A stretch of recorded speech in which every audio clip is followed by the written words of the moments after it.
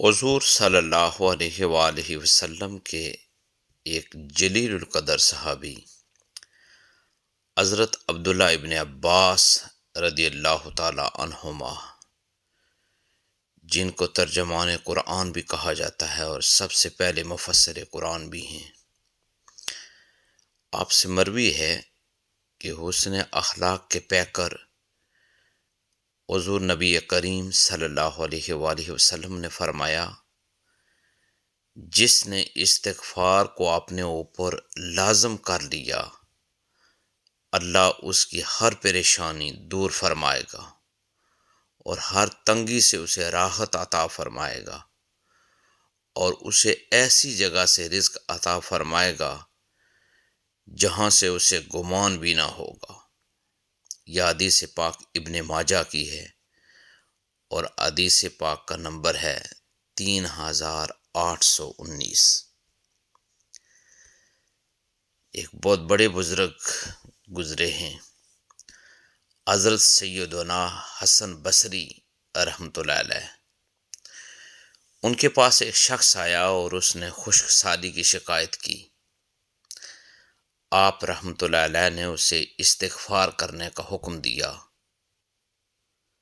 کہتے ہیں دوسرا شخص ان کے پاس آیا، اس نے تنگ دستی کی شکایت کی تو اسے بھی یہی حکم فرمایا، اور پھر تیسرا شخص آیا، اس نے اولاد نہ ہونے کی شکایت کی تو آپ نے اس سے بھی یہی فرمایا کہ استغفار کرو، اور پھر چوتھا شخص آیا، اس نے اپنی زمین کی پیداوار کم ہونے کی شکایت کی تو اس سے بھی یہی فرمایا۔ کہتے ہیں حضرت ربیع بن صبیح رحمۃ اللہ علیہ وہاں حاضر تھے۔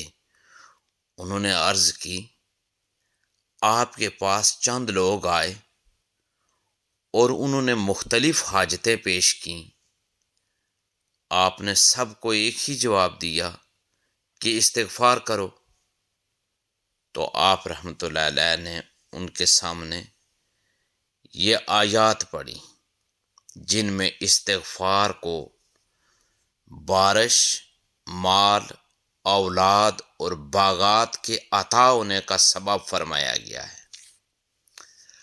وہ آیات یہ ہیں، فَقُلْتُ اسْتَغْفِرُوا رَبَّكُمْ إِنَّهُ كَانَ غَفَّارًا يُرْسِلِ السَّمَاءَ عَلَيْكُمْ مِدْرَارًا وَيُمْدِدْكُمْ بِأَمْوَالٍ وَبَنِينَ وَيَجْعَلْ لَكُمْ جَنَّاتٍ وَيَجْعَلْ لَكُمْ أَنْهَارًا۔ ان آیات کا ترجمہ یہ ہے، تو میں نے کہا اپنے رب سے معافی مانگو، بے شک وہ بڑا معاف فرمانے والا ہے، تم پر موسلا دار بارش بھیجے گا اور مال اور بیٹوں سے تمہاری مدد کرے گا اور تمہارے لیے باغ بنا دے گا اور تمہارے لیے نہریں بنوائے گا۔ دیکھیے، سچی توبہ کرنے سے اللہ تبارک و تعالیٰ اور اللہ تبارک و تعالیٰ سے استغفار کرنے سے اللہ تعالیٰ تمام نعمتیں عطا کرتا ہے۔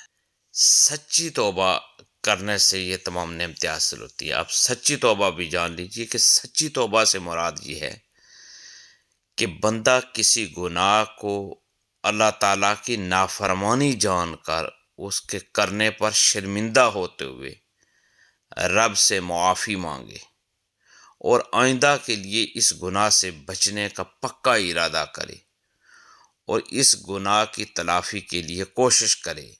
مثلا نماز قضا کی تھی تو اب آدھا بھی کرے، چوری کی تھی یا رشوت لی تھی تو بعد توبہ ہو، وہ مال اصل مالک یا اس کے ورثاء کو واپس کرے یا معاف کروا لے، اور اگر اصل مالک یا ورثاء نہ ملیں تو ان کی طرف سے رائے خدا میں اس نیت سے صدقہ کر دے کہ وہ لوگ جب ملیں اور صدقہ کرنے پر راضی نہ ہوئے تو اپنے پاس سے انہیں واپس کر دوں گا۔ دیکھیں، توبہ استغفار میں کبھی بھی تاخیر نہیں کرنی چاہیے۔ آپ استغفار کریں، اور یہ وہ عظیم عمل ہے جو خود حضور تاجدار کائنات صلی اللہ علیہ وآلہ وسلم سے بھی ثابت ہے کہ آپ صلی اللہ علیہ وآلہ وسلم بھی ہر روز 70 سے زائد مرتبہ آپ توبہ استغفار کیا کرتے تھے۔ استغفار کے فوائد بے شمار ہیں۔ استغفار اپنے رب سے مغفرت طلب کرنے کا نام ہے۔ تو معلوم یہ ہوا کہ استغفار کرنے سے اللہ تبارک و تعالی بے شمار نعمتیں عطا فرماتا ہے۔